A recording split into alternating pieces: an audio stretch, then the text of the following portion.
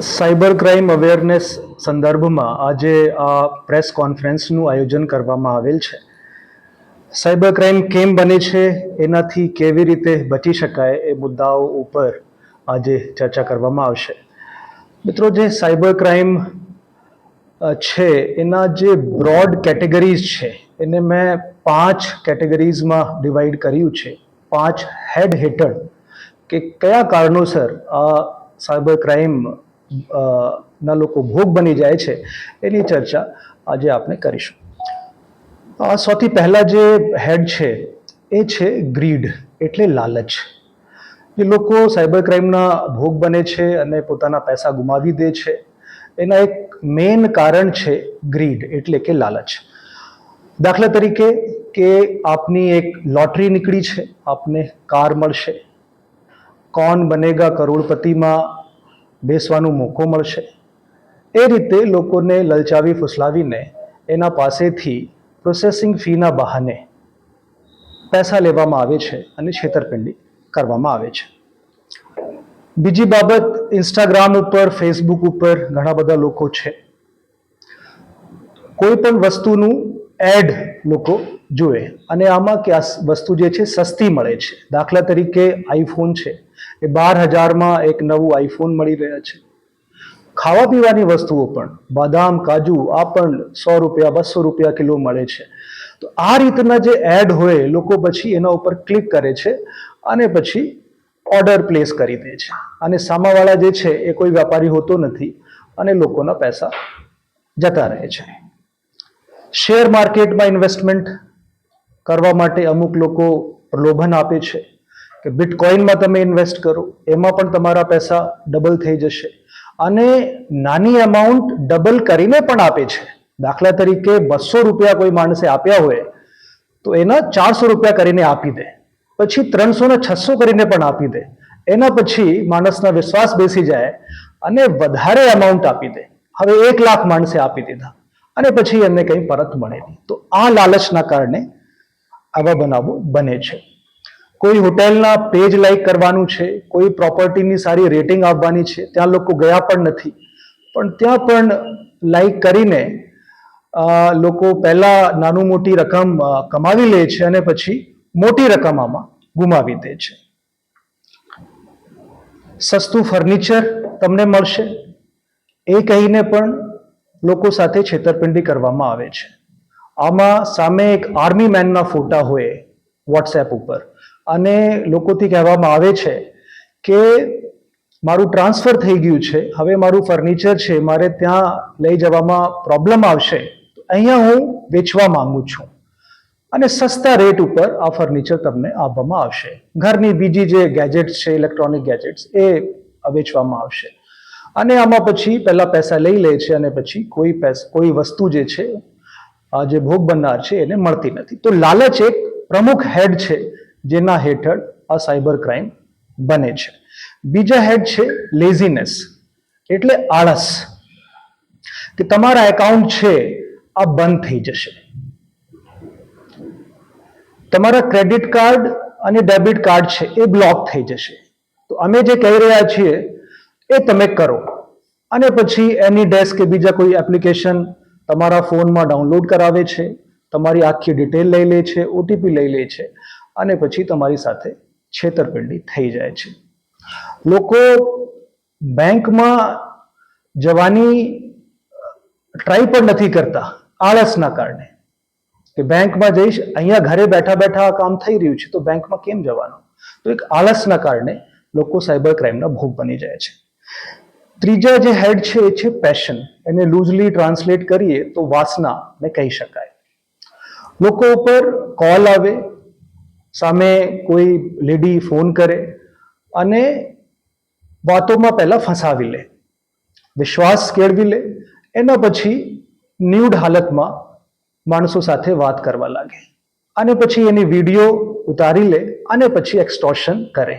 એને એક વર્ડ આપવામાં આવ્યું છે સેક્સટોર્શન. તો લોકો સેક્સટોર્શનના ભોગ બને છે. પહેલા ચેટિંગ કરીને મિત્રતા કરી લે અને પછી વિડીયો કોલ ઉપર વાત કરવાની શરૂ કરે. એમાં યુવાન લોકો તો ભોગ બને છે, પણ પ્રૌઢ એટલે મિડલ એજ લોકો અને જે 60 વર્ષથી વધારે ઉંમરના લોકો છે એ પણ એના કારણે ભોગ બની જાય છે. જે ચોથો હેડ છે એ છે ઇનોસેન્સ, એટલે ભોળાપન. સૌથી વધારે આમાં લોકો અત્યારે ભોગ બની રહ્યા છે. અમુક સમય પહેલા 2-3 દિવસ પહેલા સાયબર ક્રાઇમ પીઆઈએ એક વિડીયો જારી કરી હતી. આમાં વિશ્લેષણ ઘણું કરવામાં આવ્યું હતું.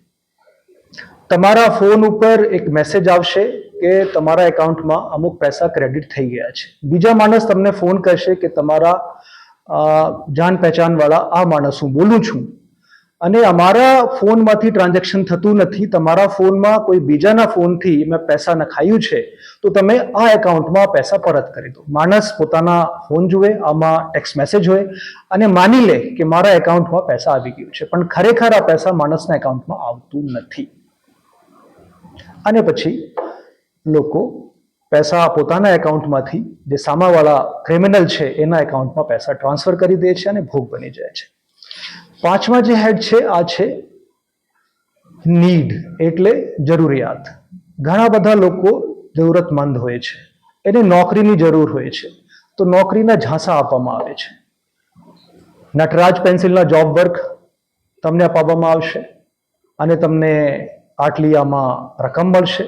બીજી કોઈ નોકરી તમને કોઈ કંપનીમાં અપાવવામાં આવશે અને આમાં નોકરી લેવા માટે તમારે પ્રોસેસિંગ ફી આપવી પડશે. લોકો પહેલા ફી આપી દે છે, ઘણા બધા ટેક્સીસ આમાં એડ કરે છે અને 30-40-50 હજાર રૂપિયા જતા રહે અને માણસને કંઈ હાથમાં મળે નહીં. ત્યારે વ્યક્તિને ખબર પડે છે કે મારી સાથે આ છેતરપિંડી થઈ ગઈ છે. બ્રોડ હેડ હતા જેના કારણે લોકો સાયબર ક્રાઇમના ભોગ બની રહ્યા છે. બચવા માટે શું કરી શકાય? પહેલા જે હેડ હતું લાલચ, લાલચમાં આવવાનું નહીં. અમરેલી જિલ્લાની જનતાને આ પ્રેસ મીડિયાના મિત્રોના માધ્યમથી હું કહેવા માંગુ છું કે કોઈ પણ વસ્તુ જરૂરિયાતથી વધારે સસ્તી દરમાં મળતી નથી. દરેક વસ્તુના એક રેટ હોય. આમાં કોઈ દુકાનદાર 3-4% તમને આપી દે, કોઈ 7-8% આપી દે, કોઈ 50% ડિસ્કાઉન્ટ કરીને નહીં આપે. તો કોઈ વસ્તુ જે સસ્તી મળતી નથી, તો આમાં તમારે બીજા માણસ ઉપર વિશ્વાસ કરવાની કોઈ જરૂર નથી અને પોતાના પૈસા તમે નહીં ગુમાવો એવી અમારી આશા છે. આળસ, કોઈ ફોન કરે કે ભાઈ તમારા એકાઉન્ટ બંધ થઈ ગયા છે, તમારા ક્રેડિટ કાર્ડ ડેબિટ કાર્ડ આ બ્લોક થઈ જશે, આમાં શાંતિ રાખવાની, કહી દેવાનું કે હું બેંકમાં જઈને ઠીક કરાવી લઈશ. બેંકમાં જવાનું, ત્યાં વાત કરવાની, કેમ કે એ વસ્તુઓ ખોટી હોય છે અને કંઈ કોઈના એકાઉન્ટ બ્લોક થતા નથી, કોઈના credit card debit card block થતા નથી.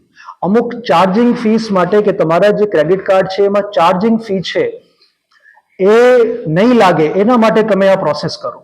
સાફ કહી દેવાનું કે અમે બેંકમાં જઈને કરાવી લઈશ. પેશન, જે મેં કીધું, કોઈ પણ અંજાન વ્યક્તિ તમારી સાથે ચેટિંગ કરે કે વિડીયો કોલ કરે, એની જોડે વાત કરવાની કોઈ જરૂર નથી, કેમ કે એના પછી તમારા જે ન્યૂડ ફોટા છે એ આ લોકો લઈ લે છે અને પછી તમારા મિત્રોને આ મોકલવામાં આવશે. આ કહીને આમ લોકો સાથે આ બ્લેકમેલિંગ કરવામાં આવે છે. તો કોઈ પણ આ પ્રકારની જે સેક્સ ચેટ હોય કે વિડીયો કોલ હોય એનાથી બચવાની જરૂર છે. જે મેં ઇનોસેન્સ કીધું, ભોળાપન, કે તમારા એકાઉન્ટમાં પૈસા આવી ગયા છે, અમુક વખતે એ વાત સાચી પણ હોઈ શકે, પણ પહેલા માણસોએ પોતાના એકાઉન્ટ ચેક કરી લેવાનું કે ખરેખર મારા એકાઉન્ટમાં પૈસા આવ્યા છે કે કેમ. પૈસા આવ્યા હોય તો જ પછી આગળના ટ્રાન્ઝેક્શન કરવાનું છે. ફક્ત ને ફક્ત ટેક્સ્ટ મેસેજ જોઈને આ ટ્રાન્ઝેક્શન કરવાનું નથી.